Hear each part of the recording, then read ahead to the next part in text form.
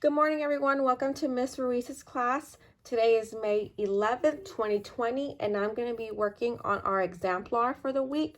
I'm going to be modeling Monday's lesson, and it's an example of what the lesson should be like for the rest of the week. So follow along with the lesson. It says, draw a rectangle and divide it into two equal parts. Okay, so I'm going to draw a rectangle and then divide it into two equal parts. So when we divide it, you can divide it many ways. You can divide it this way. I have another rectangle. You can divide it this way. I have another rectangle. You can divide it this way. As long as it's divided into equal parts, it has to be two equal parts. That's two equal parts, that's two equal parts, and that's two equal parts. Okay? Now, do you see there's 1, 2, 1, 2, 1, 2 equal parts. So now the next thing it says is to label each part. Is it a half, a fourth, an eighth? Well, in this case, it's a half because that's 1, a half, 1, 2. That means there's 1 part and then there's 2 total, and then this is a half, 1, and there's 2 total, and then again half, half, half. So in this case it's 1 half. That's what I'm showing you for all three. You could pick any way you want to do it on your own, but I'm showing you the 3 ways.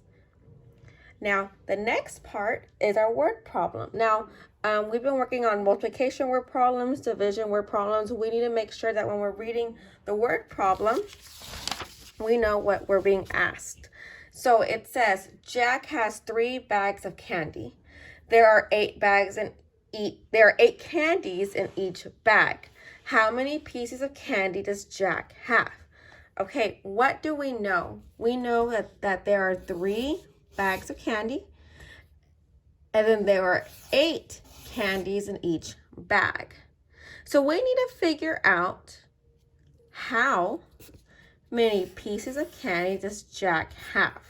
Okay, so this is gonna be, when we first do this, we need to show our work. We need to draw what we see here, what we're reading.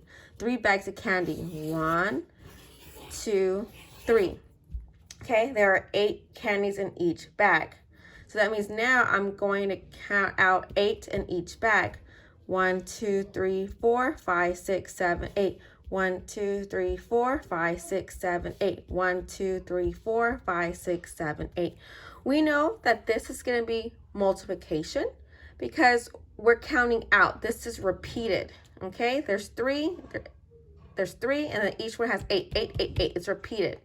If it was division, that means you're putting it into groups. We're not putting it into groups. They're already in groups. We're counting out how many are there all together. Multiplication, it's repeated addition. So how many are here? 8, 8, 8. We had to add them up. Do you see how there's repeated addition? So there's 3 ways you can do this. You could just count it 8, 8, 8, and gives you the answer. 8 plus 8 plus 8 can give you the answer. Or you can do it this way.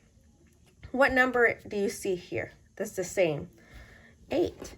And then you're going to multiply it. How many times do you see it? 1, 2, 3. So this is another way that it can look like. 1, 2, 3.